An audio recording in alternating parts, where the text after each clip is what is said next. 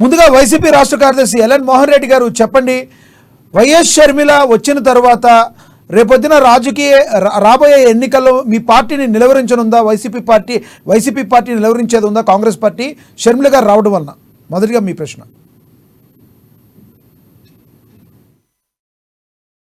వీక్షకులకు అందరికీ నమస్కారం.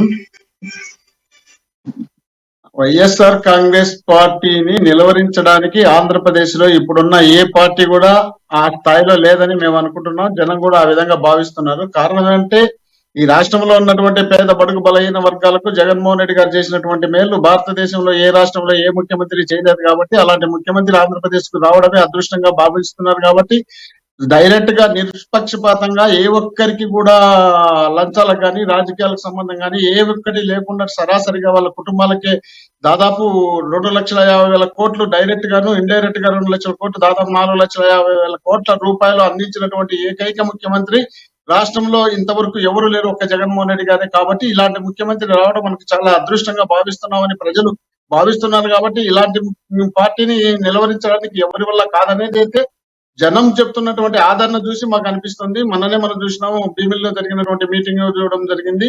అదే విధంగా రాబోయే రోజుల్లో కూడా బ్రహ్మాండంగా మన ఆదరణ విపరీతంగా ఉంది. అది కనపడతానే ఉంది మన కళ్ళకు. రేపు అందరూ చూస్తారు. రేపు 24లో వచ్చే రిజల్ట్ కూడా ఇదే నిదర్శనంగా చూపిస్తుంది.